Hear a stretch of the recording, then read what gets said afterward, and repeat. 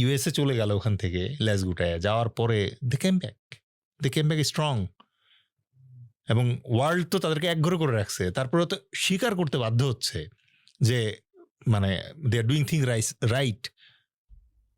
তো এটা কিভাবে সম্ভব? Because leadership is pure, honest. আপনার লিডারশিপ যদি পিওর অ্যান্ড অনেস্ট থাকে, আপনার উপদেষ্টার অভাব হবে না, আমি আপনার এটা বলে দিতে পারি। আর পৃথিবীর যে কোনো দুইটা শক্তিশালী রাজার ভিতরে যদি আপনি করেন, কম্পেয়ার করেন যে কে শক্তিশালী আর কে দুর্বল, যার উপদেষ্টা পরিষদ শক্তিশালী সেই রাজা বলে শক্তিশালী। আমরা শেষ করব একটা গল্প দিয়ে, আমি শেষ করি, ঠিক আছে? যে উপদেষ্টার গুরুত্বটা কি। ধরেন নাফিস ভাইয়ের একটা ঘোড়ার টিম আছে আর আমার একটা ঘোড়ার টিম আছে, ঠিক আছে? সো আমরা রেস প্র্যাকটিস করব। তো রেস হবে 3টা ধাপে। প্রথম ধাপে হচ্ছে নাফিস ভাইয়ের শক্তিশালী ঘোড়া, মানে 3টা টেয়ারে কম্পিটিশন হবে, কারণ আমাদের দুইজনেরই 3 ধরনের ঘোড়া আছে। একটা হচ্ছে অ্যারাবিয়ান হর্স আছে, একটা আছে ইউএস মানে স্ট্যালিয়ন, আর আরেকটা আছে হচ্ছে বাংলাদেশি মণিপুরি ঘোড়া।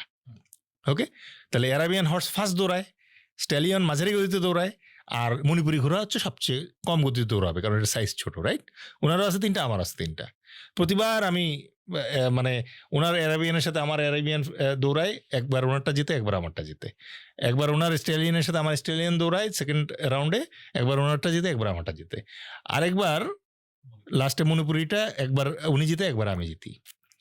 সাডেনলি আমার একটা অ্যাডভাইজার আসলো, এসে আমার একটা বুদ্ধি দিল, যেটা দিয়ে আমি কনফার্ম করে ফেললাম যে এখন থেকে প্রত্যেকবার আমি জিতবো।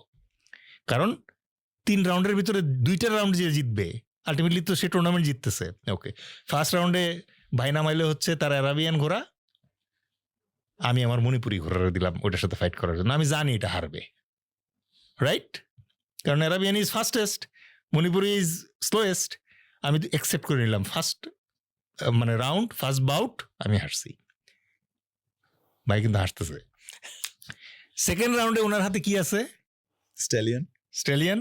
আমার হাতে কি আছে? অ্যারাবিয়ান। এই রাউন্ডে কে জিতবে? আপনি। আমি। থার্ড রাউন্ডে আপনার হাতে কি আছে? স্ট্যালিয়ন। মণিপুরি। ওর হাতে মণিপুরি, আর আপনার হচ্ছে স্ট্যালিয়ন। কে জিতবে? আপনি।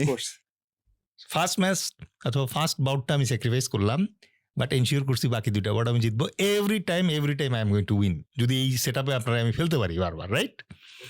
That is the importance of good advisers. আপনি কোথাও ভালো একজন শাসক পাবেন না যে একলা সব জিতে গেছে। আলেকজান্ডারের ভালো অ্যাডভাইজার ছিল, আলেকজান্ডারের তো প্লেটো টেটো এরা তার গুরু ছিল, শিষ্য উনি ছিলেন। হযরত মুহাম্মদ সাল্লাল্লাহু আলাইহি ওয়াসাল্লামের ছিল হচ্ছে খলিফারা, ভেরি স্ট্রং খলিফা এক একজন।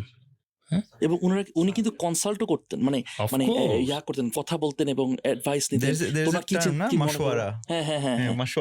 তো মানে যখন বদরের যুদ্ধ হয়, তখন বদরের যুদ্ধে হযরত মুহাম্মদ সাল্লাল্লাহু আলাইহি ওয়াসাল্লাম এসে ফার্স্টে যখন মানে করলেন, আপনারা এই প্রিলিউডটা না দিলে তো বুঝবেন না। বদরের যুদ্ধের মেইন ঘটনা হচ্ছে যে বদর একটা জায়গা, যেই জায়গায় সিরিয়ান কাফেলাটা এসে থামতো। কেন থামতো? কারণ বদরে কুয়া ছিল, কতগুলা পানির কুয়া ছিল, সো ওইখান থেকে পানি সংগ্রহ করতো। তো যখন বদরের যুদ্ধ লাগলো, তখন হযরত মুহাম্মদ সাল্লাল্লাহু আলাইহি ওয়াসাল্লাম অর্ধেকের মতো কুয়া দখল করে কুয়ার মুখ বন্ধ করে দিয়ে ওখানে অবস্থান নিলেন। Remember, that is the first battle he is fighting as a commander. Okay, তখন একজন আনসার সাহাবি এসে জিজ্ঞেস করলো যে হযরত মুহাম্মদ সাল্লাল্লাহু আলাইহি ওয়াসাল্লাম, এই যে আপনি কুয়া অর্ধেক দখল করে যে মানে অবস্থান নিলেন, মানে এটাকে বাংলায় বলে বুঝছো, ইংলিশে বলে ডিপ্লয়মেন্ট, এই ডিপ্লয়মেন্ট যে করলেন, এটা কি আপনার সিদ্ধান্ত না আল্লাহ পাকের নির্দেশ?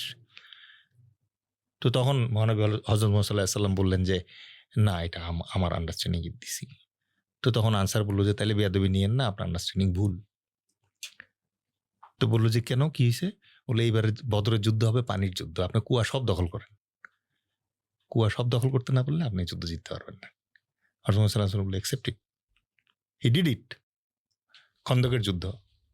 খন্দকের যুদ্ধে সালমান ফার্সি এসে বললো যে হুজুর, আপনি এই কুরাইশ ক্যাভেলারি যখন আসবে তখন তো আপনি টিকতে পারবেন না, আপনার তো সৈন্যই নাই এখানে ডিফেন্স করার। বলে কি করব? বলে যে আপনি একটা কাজ করেন, খন্দক করেন। কিন্তু খন্দক কেমনে? বলে শুনেন, একটা কুরাইশ ঘোড়া লাভ দিলে পরে যতটুকু ডিস্টেন্স কভার করতে পারে তার চেয়ে 1 ফুট বেশি যদি আপনি করেন, তাহলে ঘোড়া লাভ দিবে না। তো কি হবে তখন?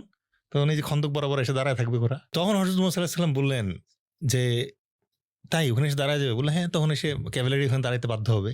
আর ক্যাভেলারি যদি দাঁড় করাই দিতে পারি, বাকি তো খালি নিচ থেকে খালি মারতে থাকবো আমরা। মানে আপনার তো জিতার দরকার নাই, আপনি ঠেকাইতে পারলেই চলে এই জায়গায়, তাহলেই তো জিতবেন আপনি। তো হযরত মুহাম্মদ সাল্লাল্লাহু আলাইহি ওয়াসাল্লাম বললো, এটা তো আমি ভাবি নাই, করো খন্দক।